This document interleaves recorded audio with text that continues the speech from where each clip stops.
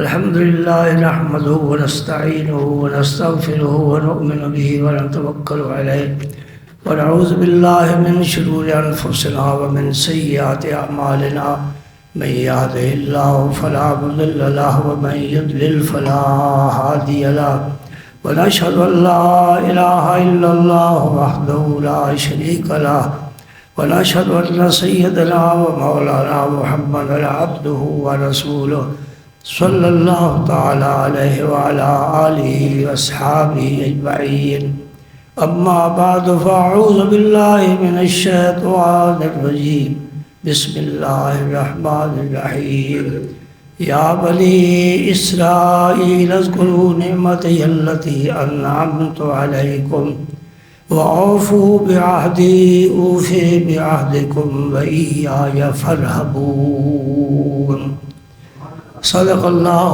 مولانا العظيم وبلغنا رسوله النبي الكريم ونحن على ذلك لمن الشاهدين والشاكرين والحمد لله رب العالمين اللهم صل وسلم على رسولك الكريم وآله الطاهرين رب اغفر وارحم وأنت خير الراحمين اللهم صل وسلم على رسولك الكريم وآله الطاهرين رب اغفر وارحم وأنت خير الراحمين اللهم صل وسلم على رسولك الكريم وآله الطاهرين رب اغفر وارحم وأنت خير الراحمين۔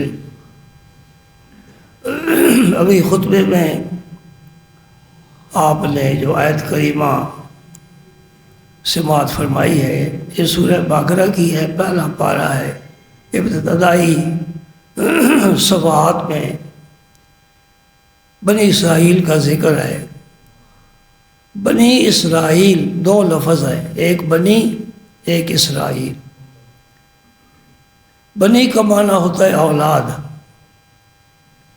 اسرائیل یہ لقب ہے حضرت یعقوب علیہ السلام کا، تو بنی اسرائیل کا معنی ہوا حضرت یعقوب علیہ السلام کی اولاد۔ یعقوب علیہ السلام کو اللہ تعالیٰ نے 12 بیٹے عطا فرمائے تھے، اور 12 بیٹے ان کی پھر اولاد ہوئی، نسل چلی، 12 قبیلے بن گئے۔ اور یعقوب علیہ السلام کی اس امتحان میں پاس ہونے اور صبر کرنے کا اللہ پاک نے انہیں یہ انعام دیا کہ تقریباً 1,00,000 پیغمبر بنی اسرائیل میں ہوئے ہیں۔ نبوت بھی رہی، سلطنت بھی رہی، بادشاہت۔ یعقوب علیہ حضرت داؤد علیہ السلام آپ کی اولاد میں سے ہیں، نبی بھی تھے، بادشاہ بھی تھے۔ سلیمان علیہ السلام کی سلطنت تو مشہور ہے، قرآن پاک میں بھی ذکر آتا ہے۔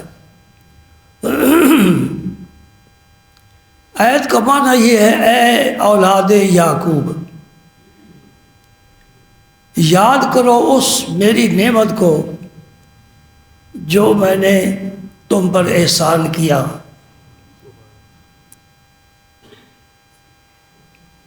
وَأَوْفُوا بِعَهْدِي، اور جو تم نے میرے ساتھ عہد کیا ہے وہ پورا کرو۔ اوفو کا معنی پورا کرنا۔ یہ جو ہم کہتے ہیں نا فلاں آدمی وفات پا گیا، فوت ہو گیا، اس کا معنی یہ ہے کہ وہ اپنی مدت زندگی پوری کر گیا۔ یہ فوت ہونا یا موت یہ کوئی بھیانک چیز نہیں ہے۔ دیکھو شکم مادر سے ہر انسان دنیا میں آتا ہے، ایک وہ جہان ہے، اس جہان سے اس جہان میں آتا ہے، اور موت اس جہان سے عالم برزخ میں منتقل ہونے کا نام ہے۔ یہ بھی بڑا دلچسپ مضمون ہے۔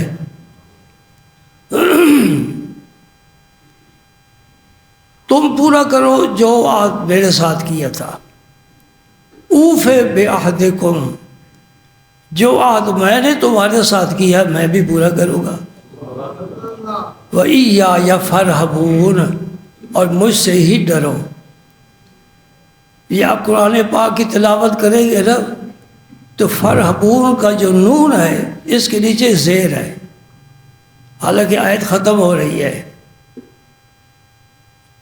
اور جہاں وقف ہوتا ہے وہاں اعراب نہیں پڑھا جاتا. طالب علموں کے لیے یہ بات میں بتانا چاہتا ہوں، حرکت اور اعراب میں کیا فرق ہے. زبر زیر پیش یہی حرکت ہے، اس کا کبھی نام اعراب بن جاتا ہے. جو حرف کی حرکتیں درمیانے حروف پر ہوتی ہیں اس کو حرکت کہتے ہیں، اور جو حرکت آخری حرف پر ہوتی ہے اس کو اعراب کہتے ہیں. یہ درمیان والی حرکتیں نہیں بدلتی، جو آخری حرف کی حرکت ہے جسے ہم اعراب کہہ رہے ہیں وہ عامل کے بدلنے سے وہ بدل جاتی ہے. سبحان اللہ، بڑی مزے کی بات ہے. 100 عامل ہیں عربی میں، 100 عامل. کوئی زبر دیتا ہے، کوئی زیر دیتا ہے، کوئی پیش کسی وجہ سے پیش آتے ہیں. عامل آئے گا تو اعراب بدل جائے. مثلا اب میں نحو کی ایک بات کرنے لگا ہوں، مجھے وقت بھی زیادہ مل گیا ہے تو میں انشاءاللہ پورا کروں گا. جا زید، پیش آیا زید پر، یہ دال پر جو پیش ہے یہ اعراب ہے. رأے تو زیدن، زبر آ گئی، عامل بدل گیا. مرر تو بزیدن، عامل بدل گیا تو اعراب بدل گیا. اللہ اللہ اللہ اللہ، عامل مرشد ہے. سمجھو میری بات، عامل کون ہے؟ مرشد ہے. مرشد کی نظر بدلتی ہے، مرید کی زندگی بدلتی ہے. اللہ اکبر اللہ اکبر. نگاہ ولی میں یہ تاثیر دیکھی، بدلتی ہزاروں کی تقدیر دیکھی. نہ پوچھ ان خرقہ پوشوں سے، ارادت ہو تو دیکھ ان کو، ید بیضا لیے بیٹھے ہیں اپنی آستینوں میں.